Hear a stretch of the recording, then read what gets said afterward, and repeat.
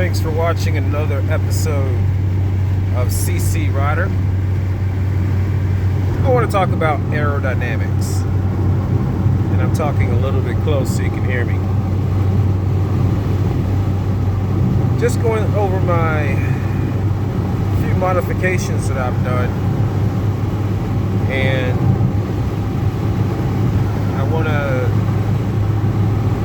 tell the world out there, for the ones that own Mitsubishi Eclipse 2G 428 or the 4G63.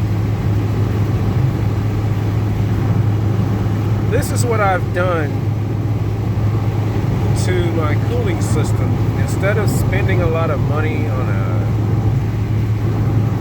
extra coolers and air coolers, and extensions for the intake, which actually heat up under the hood, under a stock hood or a modified hood, a turbo, whatever the case is.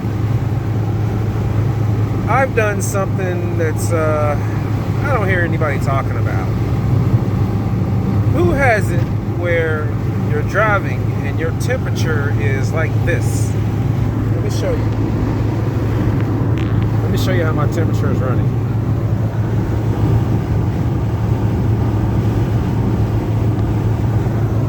My temperature is running below average at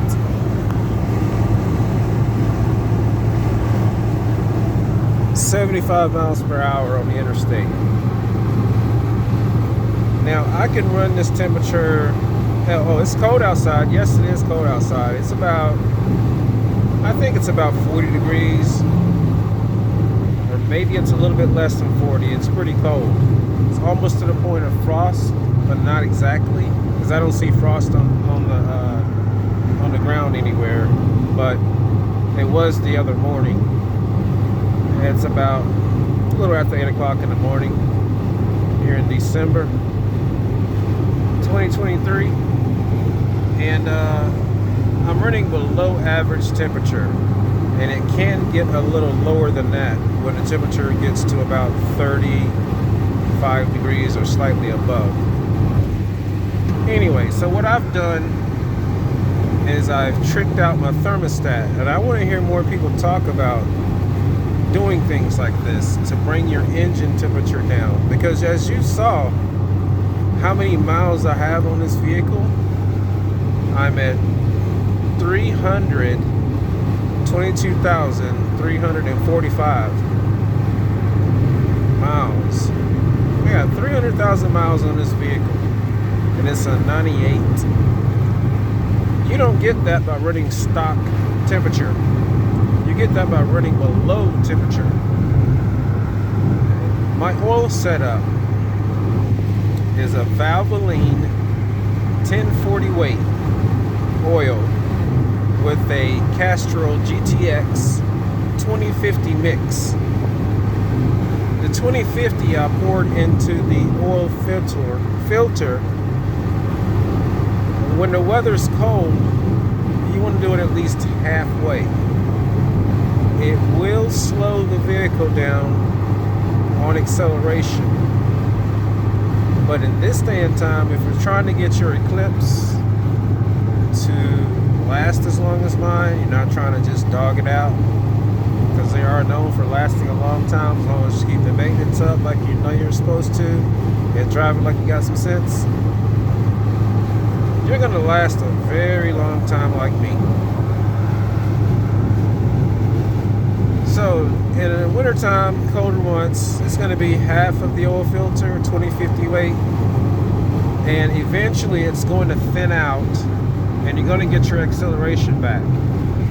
The reason why I use Castrol GTX, it does what it's advertised that it said it's supposed to do. It's a cleaner oil. It doesn't really stick to the engine. It doesn't gunk up. Mixed with the Valvoline. Valvoline is a good quality oil through my experiences, dating back all the way to 1992. Anyway, I've been rebuilding motors since then. I've done 5 so far. Tried and true method. True rider.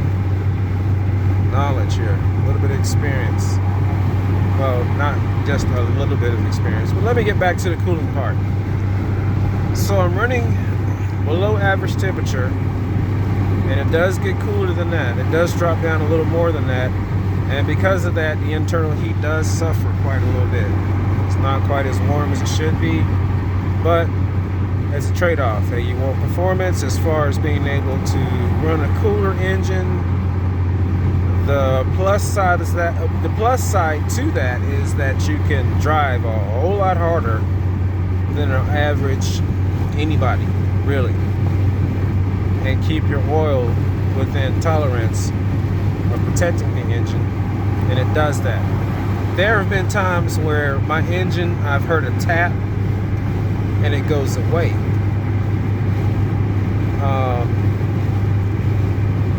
My understanding of what's happening is the 2 type of oils that I'm using, especially the Valvoline, creates a thin film or a hardened film of some kind.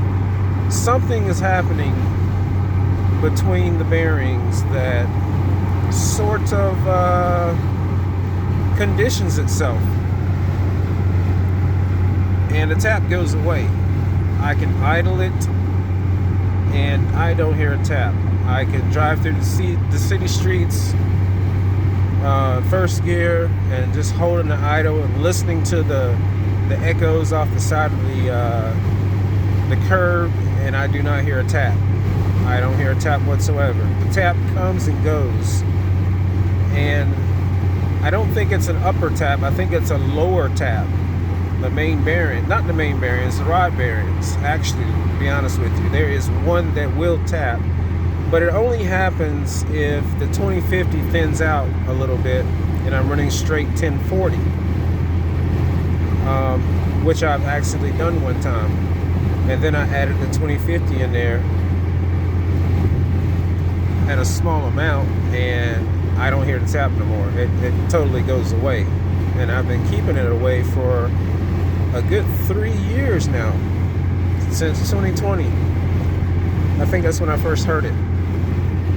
So, another thing I wanted to mention is something about AERODYNAMICS. I know I'm really close to it. I just want everyone to hear exactly everything I'm saying. It's not so much about looking at me. Just listen to what I'm saying.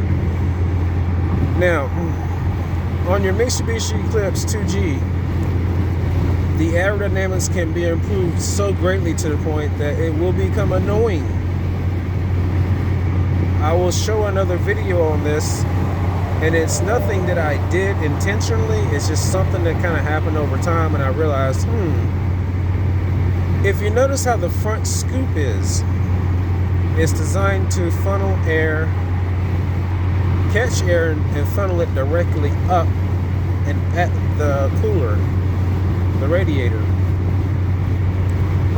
If, for instance, you were to take out that bottom part, that plastic that does the scoop, and disconnect it from the front fender, I guess you would call it, across that way.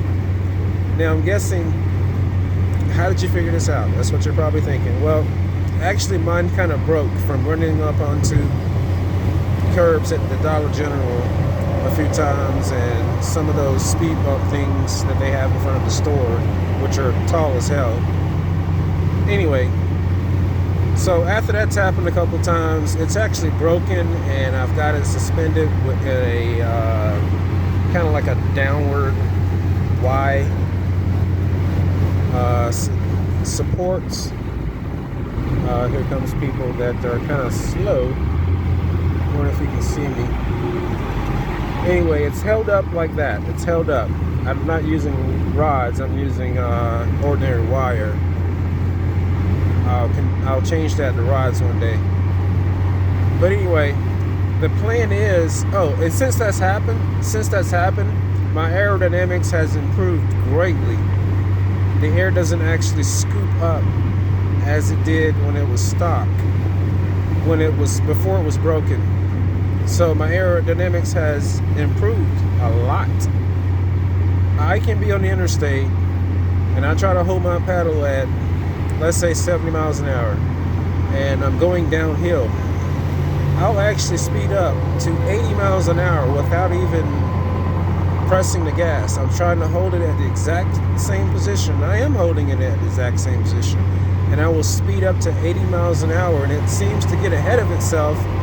And for all of you that know, that have actually changed your transmission fluid and changed your transmission oil in the manual transmission of the 428 and put automatic transmission fluid in it like I've done, that also increases your acceleration greatly, a lot. That's another little hack that a lot of us out here have done that know. Well, the ones that know. But anyway, once you do that and you have this condition that I've got where the aerodynamics is improved, the car will actually get ahead of itself a little bit.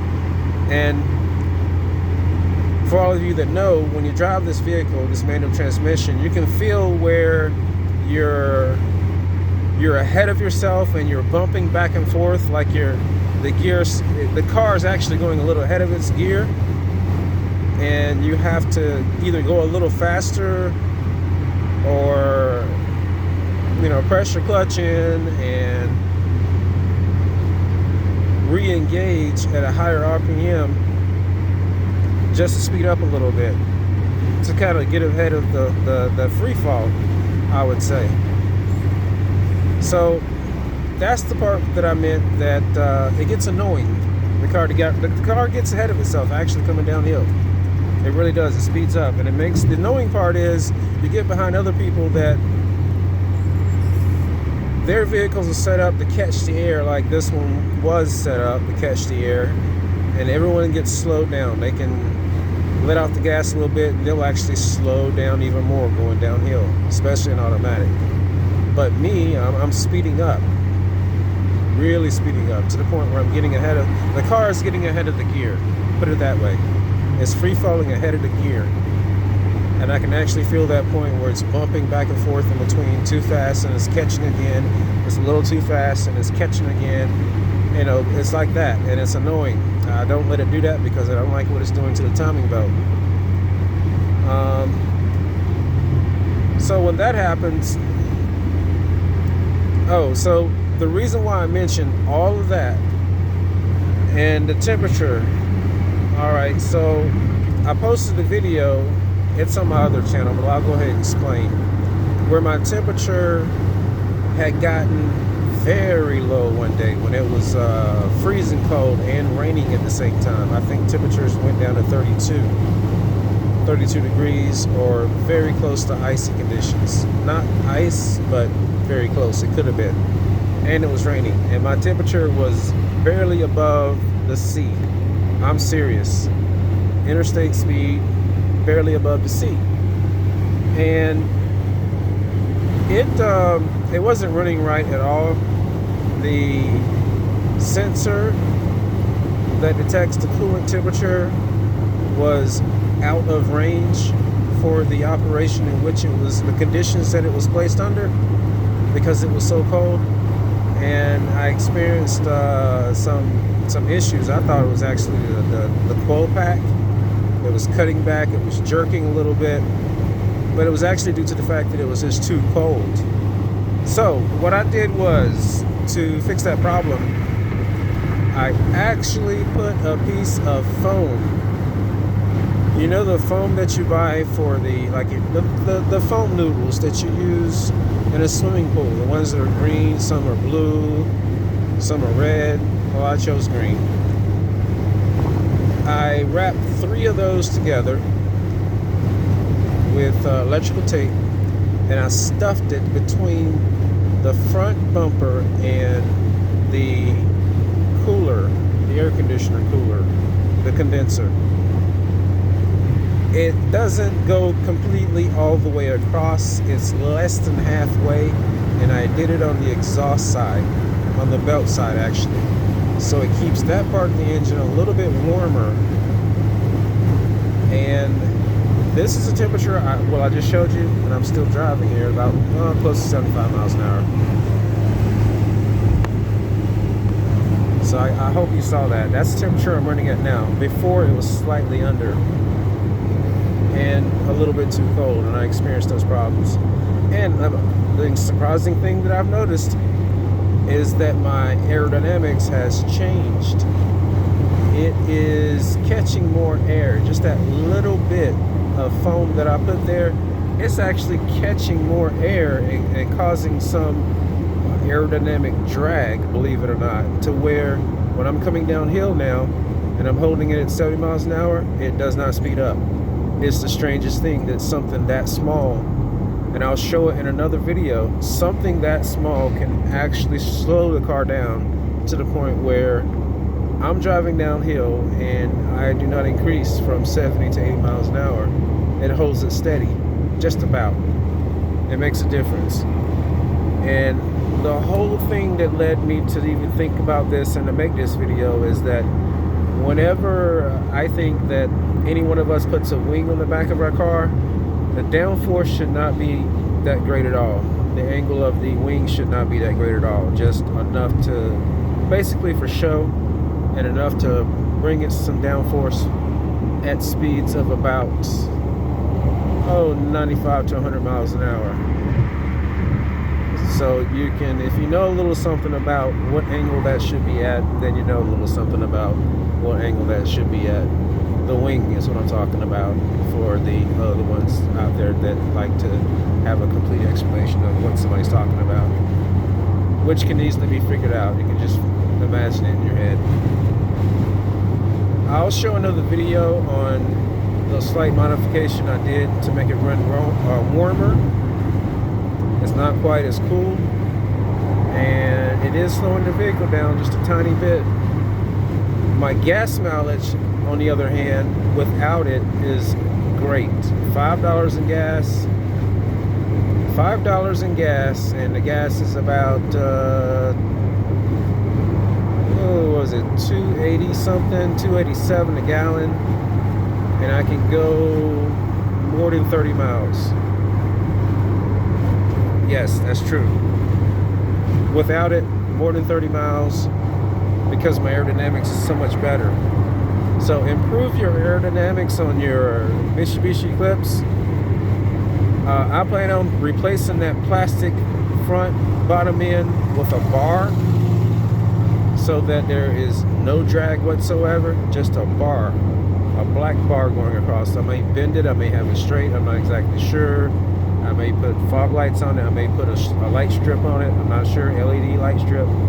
I don't know, something like that. I'll put something on it. And the air is just gonna pretty much pass underneath the car at that point.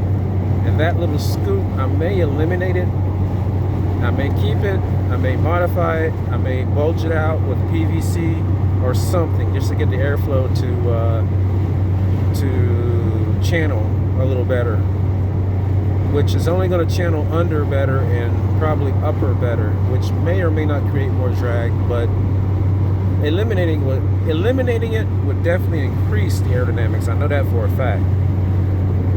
It's just in the summertime, that's a whole different story. But I've never experienced an overheating whatsoever. Oh, and also I'm running straight coolant, no water at all, and that's another story.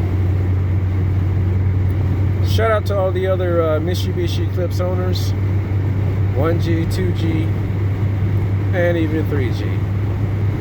Thanks for watching. CC Rider, what's up, what's up?